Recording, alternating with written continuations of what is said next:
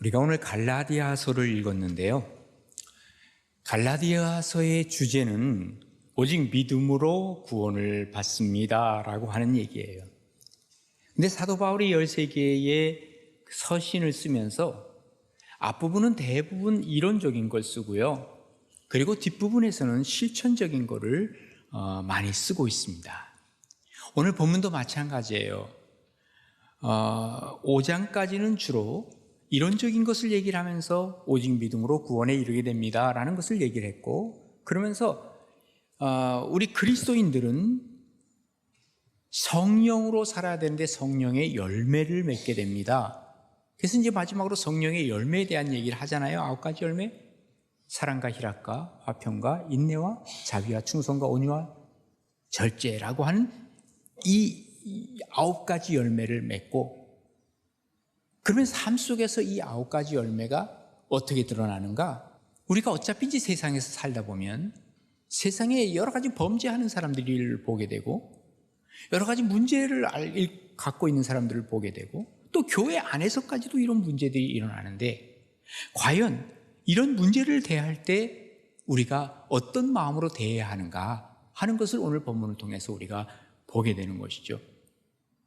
그 첫 번째는 뭐냐면 관용의 마음을 가지고 세상의 모든 문제와 그리고 사람들을 대하라고 이렇게 얘기하고 있습니다. 오늘 본문 1절 상반절에 보면, 형제들아, 사람이 만일 무슨 범죄한 일이 드러나거든 신령한 너희는 온유한 심령으로 그러한 자를 바로잡으라 그랬어요. 범죄한 일이 드러나거든, 어떤 문제들을 우리가 보거나 혹은 어떤 세상에서 좀 이상한 일들이 있거든, 어떻게 하라고요? 온유한 심령으로 그런 것들을 바로잡으라 이렇게 말씀하고 계십니다. 여러분, 어떤 문제가 생기거나 또 문제를 일으키는 사람을 보거나 또 범죄하는 사람들 보면 화가 날 때가 있지 않습니까? 그런데 그것이 내가 피해를 입을 때 더욱더 그렇습니다. 그런데 우리 그리스도인들을 신령한 사람이라고 그랬습니다. 우리 그리스도인들은 영에 속한 사람이라는 거예요. 우리들은 그렇게 화를 내고 분통 터뜨리지 말라는 거예요. 온유한 마음을 가지고 이걸 바로 잡는 것이 뭘까 하는 것을 고민하고 생각하라는 거예요. 이 온유한 마음으로 이것을 보라는 것은 관용하는 마음, 용서하는 마음, 이것을 가지고 사람들을 볼 때 그 사람을 바꾸어 갈 수도 있다는 것이죠. 우리의 목적이 뭐냐? 문제 해결하는 것이 목적이냐?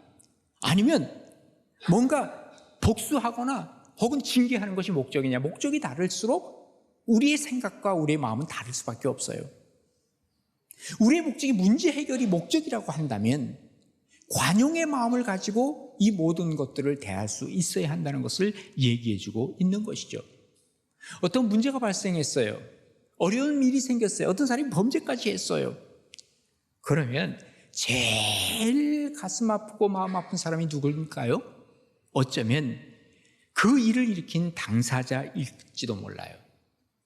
그런데 이 사람은 딴 것보다도 자기는 일을 일으켰지만 그러나 다른 사람으로부터 비난받는다고 하는 이것이 자기를 더욱더 두려워하게 만들 때가 있는 거죠. 그러다 보니까 어떻게 해요? 이게 피하겠다고 하는 이 본능이 생기기 시작하는 거예요. 그러니까 여기서 거짓말이 나오고 이 사건에 대해서 부인하려고 하고 또 반대로 오히려 공격하려고 하는 마음이 생기는 거죠. 그런데 비난하는 것이 아니라 이 사람에 대해서 품어주려고 하는 마음을 느끼게 되었을 때 정직하게 자기 자신을 내어놓을 수 있다라고 하는 것이죠. 우리 그리스도인들은 어떤 방법을 써야 하느냐? 문제 해결을 원한다고 한다면 온유한 마음을 가지라는 거예요. 그리고 온유한 마음으로 이 모든 일을 바로잡으라 그랬습니다. 그래서 이것을 성경은 권징이라는 표현을 할 때가 있고 권면이라고 하는 표현을 할 때가 있고, 그리고 이것은 교회에서는 치리라고 하는 단어를 쓰고 있어요. 치리하는데 목적이 뭐냐? 이건 바로잡기 위한 것이다. 그렇다면 관용의 마음을 가지고 이 모든 것을 행하라고 얘기를 하고 있는 것입니다. 자, 갈라디아 교회로 돌아갑니다. 갈라디아 교회는요, 이 믿음으로 말미암아 복음을 통해서 많이 성장을 했습니다.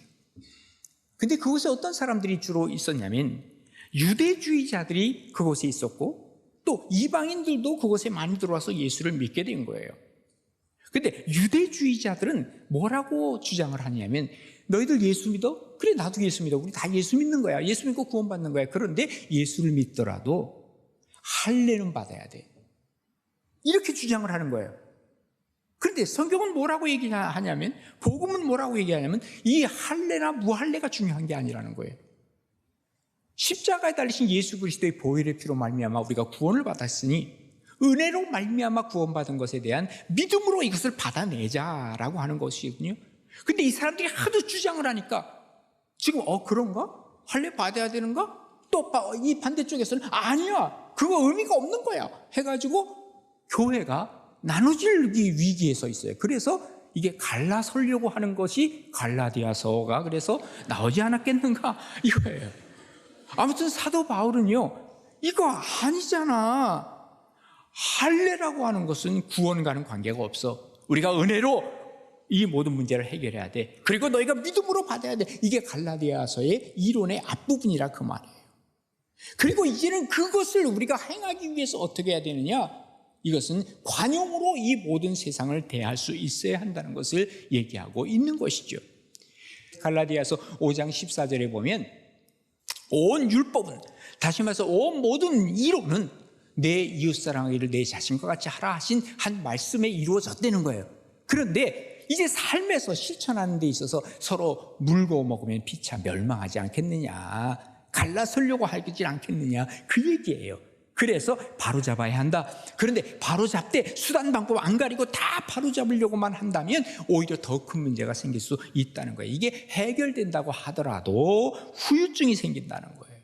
그래서 잠언서 15장 4절에 보면 온유한 혀는 곧 생명나무라는 거예요. 생명을 주는 거예요. 계속해서 살아나게 하는 거예요. 그러나 폐역한 혀가 뭐예요? 마구잡이로 그냥 얘기하려고 하고 하는 이런 혀는 마음을 상하게 해서 오히려 모든 것들을 망가뜨릴 수 있다는 것을 얘기하고 있는 것이죠. 고린도 교회가 여러 가지 문제가 많았습니다. 그때 사도 바울은 뭐라고 얘기를 하느냐면 고린도후서 6장 11절에 보면요, 고린도인들이여 너희를 향하여 우리의 입이 열리고 우리의 마음이 넓어졌으니, 자, 너희들이 이렇게 범죄를 많이 하고 너희들이 이렇게 음란하고 너희들이 이런 못된 것들을 많이 하는데 그래도 우리의 마음이 넓어졌어.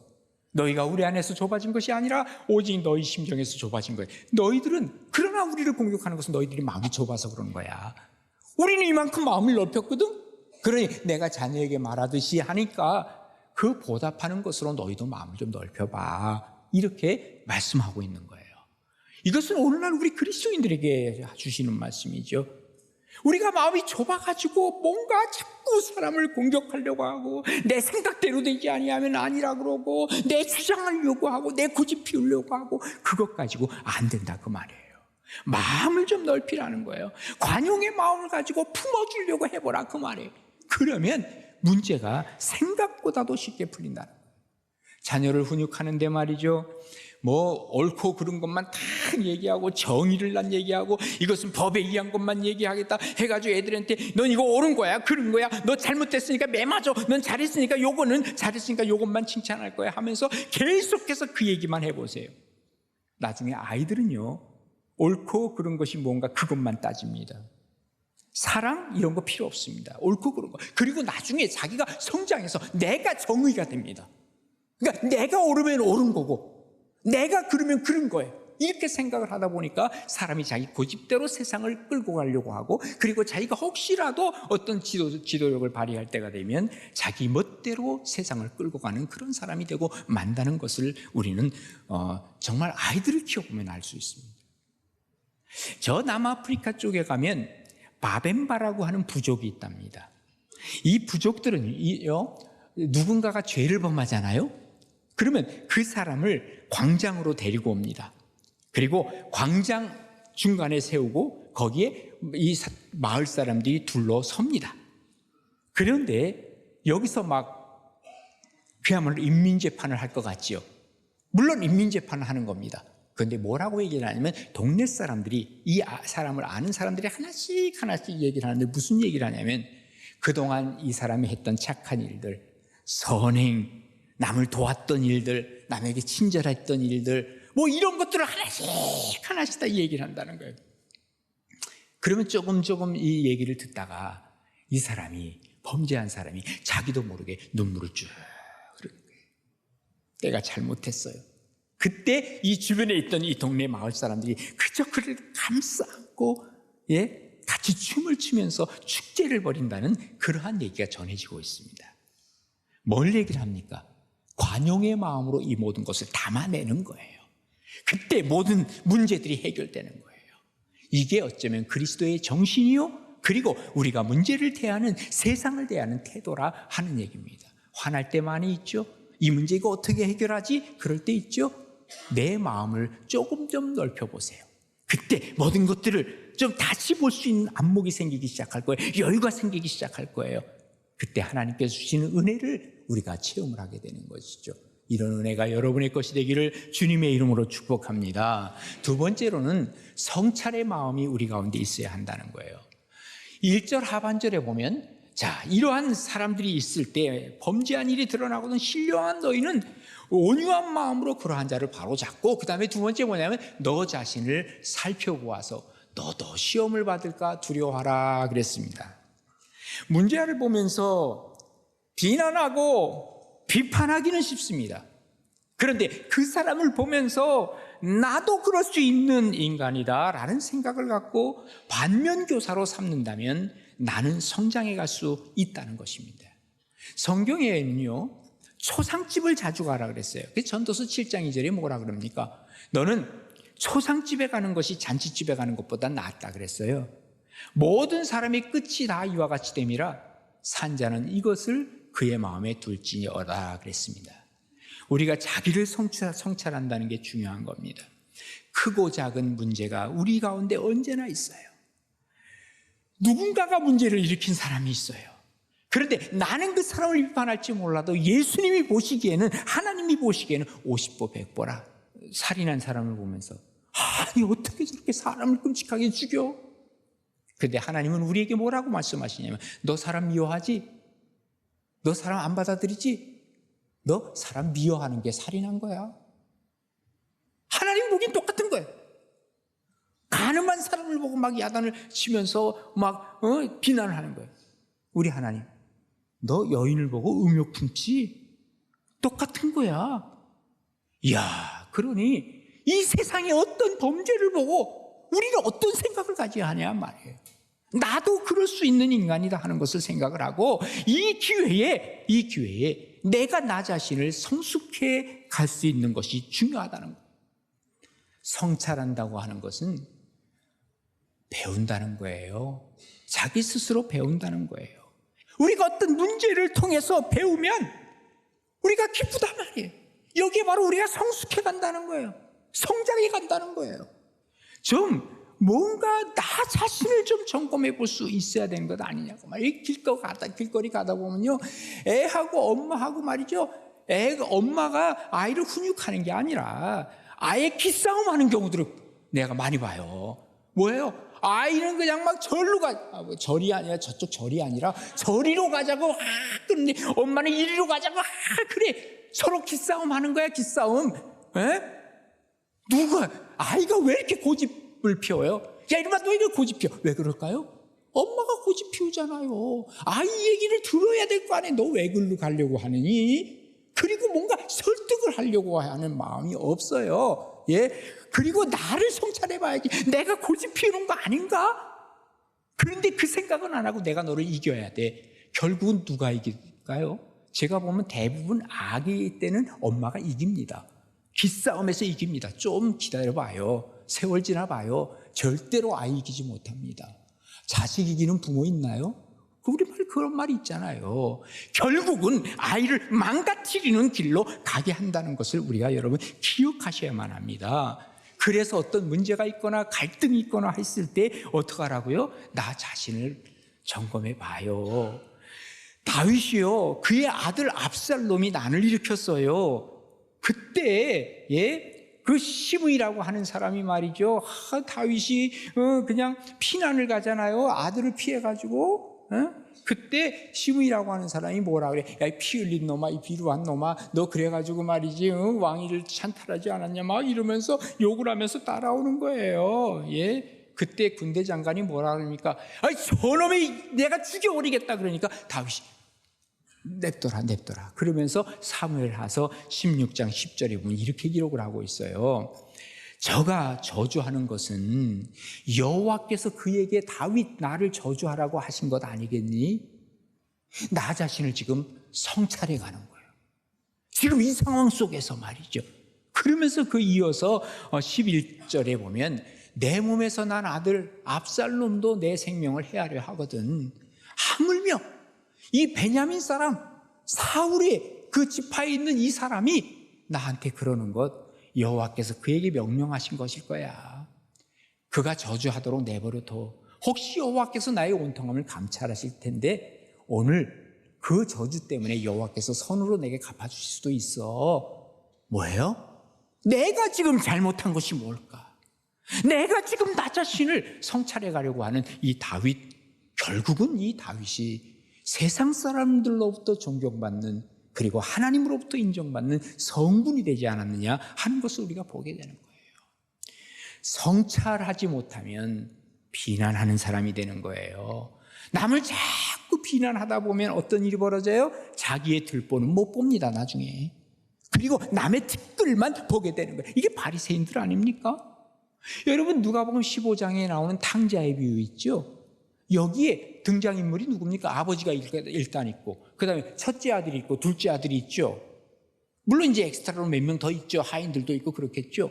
여기서 탕자가 누구죠? 예? 아버지? 아니죠. 첫째 아들?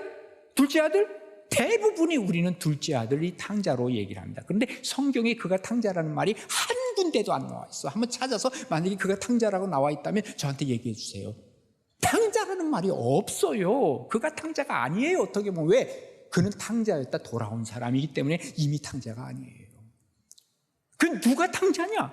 첫째 아들이 정말 탕자라 그 말이에요. 왜? 이 큰 아들은요 성실한 척하면서 아버지 집에 눌러 앉아 있었어. 그러나 뭐가 떠났어요? 마음이 떠났어요. 예? 아버지 집을 떠난 동생 찾을 생각도 안 해. 아니 나중에 그가 돌아오니까 이 속이 상하고 마음이 불편하기 시작했어요.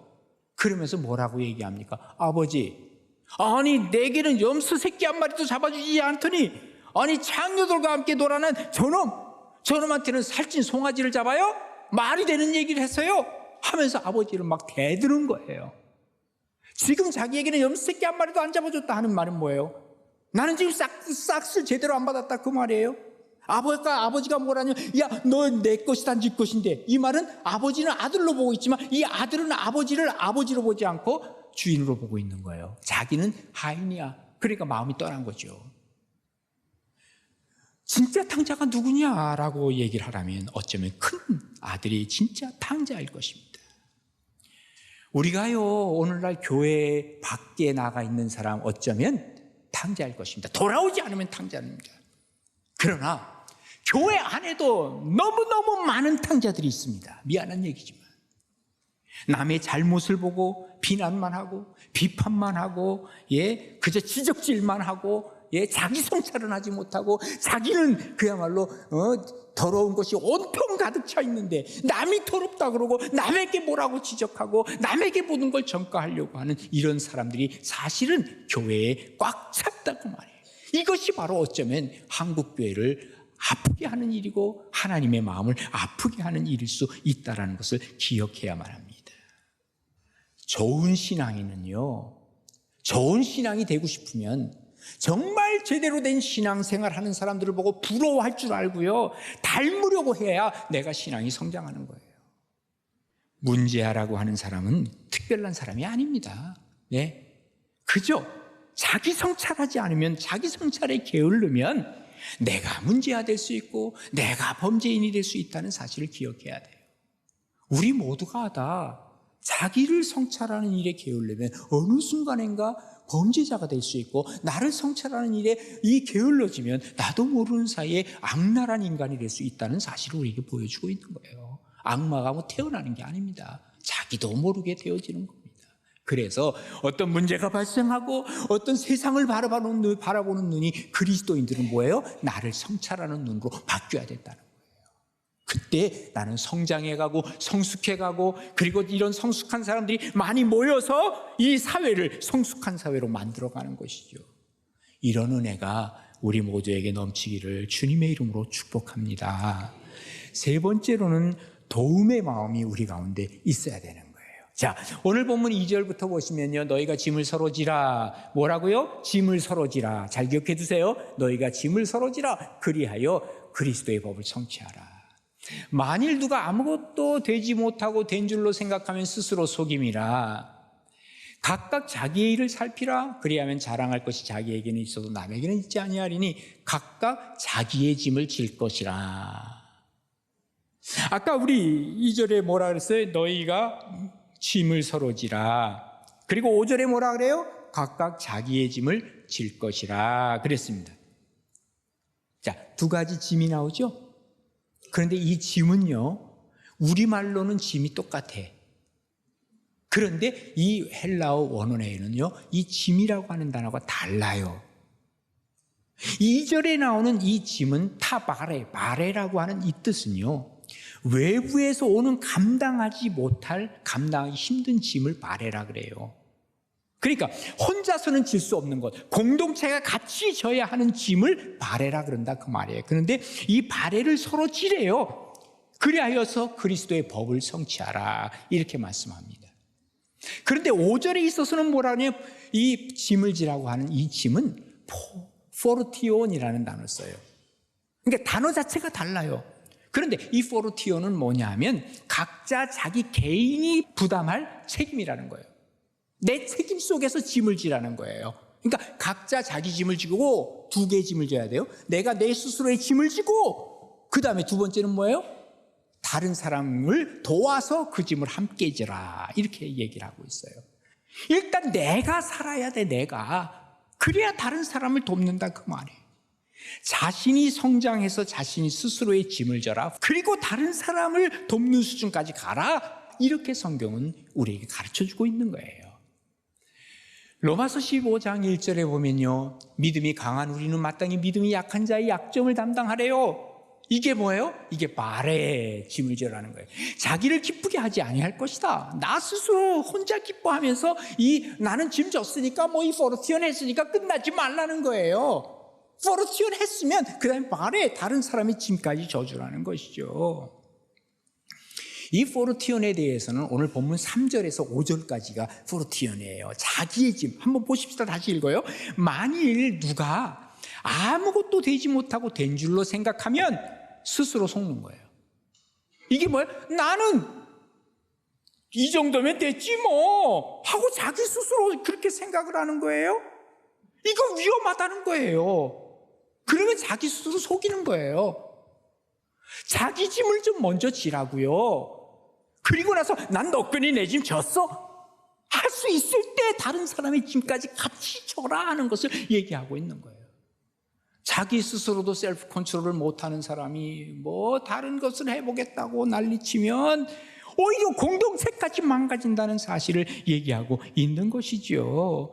다니엘은요, 자기가 큰 일을 맡으면서 남을 도와주면서 자기 개인적 기도를 하루에 3번씩 예루살렘을 향해서 꼬박 기도하잖아요. 이게 내 짐, 포르티온을 내가 하고, 그리고 나서 이 바레라고 하는 남의 짐까지 같이 져준 이 모습을 우리가 보게 되는 것이죠. 아이들에게 자꾸 공부하라 하는 게 뭐예요?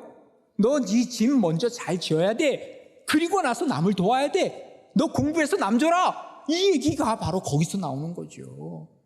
그래서 우리가 내 짐을 지고 그리고 다른 사람의 짐을 져줘라.